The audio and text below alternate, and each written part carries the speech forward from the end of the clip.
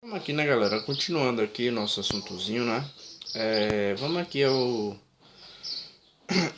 segundo parágrafo aí, né? O Plano Marshall consistia em empréstimo de bilhões de dólares dos Estados Unidos a países europeus para que eles reerguessem sua economia. Já falei um pouquinho sobre isso. Com esse plano, os Estados Unidos buscavam fortalecer o capitalismo na Europa, o que justificava o fato de as nações aliadas à União Soviética não terem sido beneficiadas. Para evitar que países socialistas saíssem da sua zona de influência, a União Soviética criou em 1949 o Conselho para Assistência Econômica Mútua, Comecon, né, um acordo que estipulava trocas comerciais de produtos e matérias-primas para os Estados-membros, assim como ajuda técnica e financeira. Ou seja, você está aí criando, um cria uma coisa, o outro cria outra coisa para que você não perda é um negócio meio complicado, não perca a sua influência, né? Então, os Estados Unidos criam o Plano Marshall, que é um plano de ajuda econômica aos países europeus, aos países capitalistas, enquanto que a União Soviética, para não perder países, para também poder ajudar alguns países que estavam em dificuldade, cria a Comecon, né? Então você tem aí esses países sempre fazendo, sempre tentando influenciar os outros países, né? E então essas são ajudas econômicas, né? A OTAN era uma questão de uma aliança militar, certo? A OTAN, por sua vez, era uma aliança militar, olha, acabei de falar, firmada entre os países capitalistas para se defenderem de possíveis ataques comunistas, né? A União Soviética, por conseguinte, também estabeleceu um acordo militar entre seus aliados, que ficou conhecido como o Pacto de Varsóvia, assinado pelos países membros em 1955. Ou seja, perceba, um cria uma coisa, o outro vai lá e cria também, né? Para que você tem aí alianças econômicas, como o Plano Marshall e o Comecon, e você tem alianças militares, como o caso da OTAN e do Pacto de Varsóvia. Então, lembre, as alianças militares é o Pacto de Varsóvia, né, pelo lado dos comunistas, e o Plano Marshall pelo lado dos capitalistas, beleza? Vamos lá, continuando. Embora não tenha havido um conflito direto entre Estados Unidos e União Soviética, é o que a gente fala, né? Houve ali conflitos relacionados aos dois, mas não entre os dois, né? Até porque se ocorresse um conflito de fato entre Estados Unidos e União Soviética, poderia ser o fim do mundo aí, ou de parte desse mundo, porque os dois tinham armas nucleares, né? Inclusive a bomba de Hiroshima e Nagasaki, né? A Little Boy, pequeno garoto, como era chamado pelos americanos, era de alta destruição, tanto que vai destruir e matar milhões de pessoas, né? E deixa sequelas aí horríveis nessa situação, nessa região, né? A União Soviética também tinha arma nuclear. Então, você imagina aí dois países com arma nuclear jogando uma bomba no outro. Seria assim um extermínio completo aí de parte da sociedade, né? Não tenho dúvidas disso. O temor de um conflito nuclear acabou gerando um tipo de confronto indireto entre as duas potências mundiais. Assim começou um período denominado Guerra Fria. Ou seja, por que esse termo Guerra Fria? Porque entre as duas grandes potências, entre essas duas grandes potências bipolar que o mundo via, que o mundo assistia, você não tem uma guerra de fato entre os dois. Por isso Guerra Fria, porque é apenas uma guerra ideológica, uma guerra de influência. Você vê que a criação do Pacto de Varsóvia, da OTAN, né, do Comecon, do Plano Marshall, é uma tentativa de influenciar o mundo, mas não uma tentativa de os dois terem um embate, né? Até porque essa questão da bomba nuclear, né, das armas nucleares, fazer com que os dois um tivesse medo de atacar o outro, né? Porque os dois sabiam ali que um ataque entre os dois seria aí o fim basicamente dos dois e de grande parte do mundo aí. Então essa é uma questão que vai se chamar Guerra Fria por conta disso, né? Vamos lá, página 106, vamos aqui, né? Plano Marshall.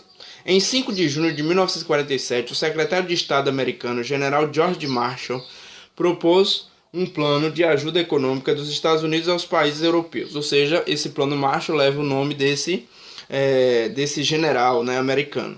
Esse plano, que levou o nome de seu criador, tinha o intuito de evitar graves perturbações econômicas, sociais e políticas ocasionadas pela crise socioeconômica do velho continente. Ou seja, a gente tem aí um velho continente, né, como é chamada a Europa, né?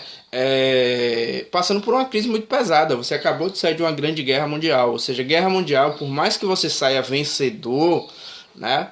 A guerra mundial, ela não, acho que ninguém sai vencendo de fato, né? Todo mundo sai perdendo, né? E mesmo os países que foram considerados vitoriosos na guerra, como o caso dos aliados, França, Inglaterra, eles têm suas perdas materiais e físicas, perda de população, perda de questão física, países destruídos, cidades destruídas.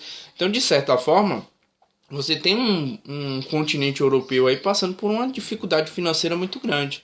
E o Plano Marshall é para tentar recuperar essas economias, né? Vamos lá.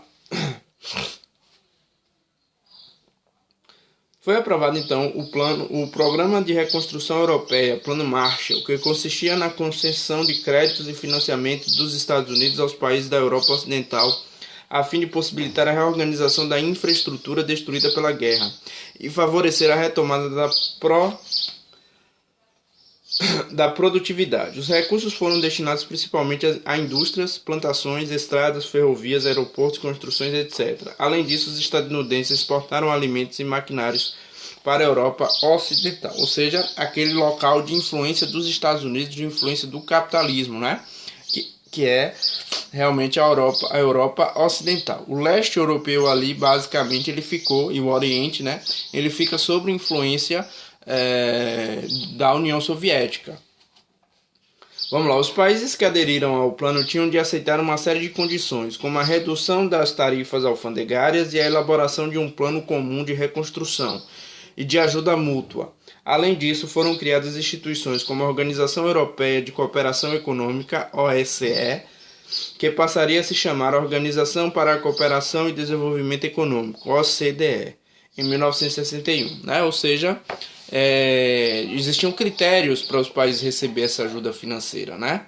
Desde que eles diminuíssem as taxas alfandegárias, ou seja, diminuir o imposto sobre o produto americano, isso também contribuía com a indústria americana, né? Os Estados Unidos também não está fazendo nada disso à toa, não é porque ele é bonzinho, ele também quer ganhar economicamente com isso, né? Zona de influência, maior arrecadação, né?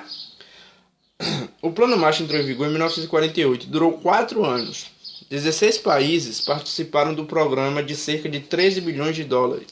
Os principais beneficiados foram os países da Grã-Bretanha, 26%, né, Inglaterra. Grã-Bretanha ali, né, Inglaterra, Escócia, País de Gales, né, aquela região ali da Grã-Bretanha, Grande Ilha. Né? França recebe 20%, República Federal da Alemanha 12%, Itália 10%.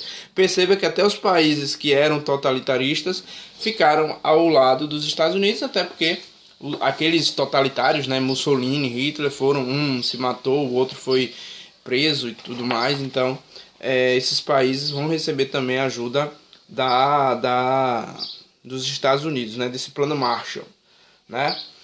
Dos países do bloco socialista, apenas a Iugoslávia, que desde o início preservou sua autonomia política, foi contemplada com recursos do Plano Marshall, né? Ou seja, daquela questão ali do bloco do leste europeu. Apenas a Iugoslávia foi quem recebeu essa ajuda.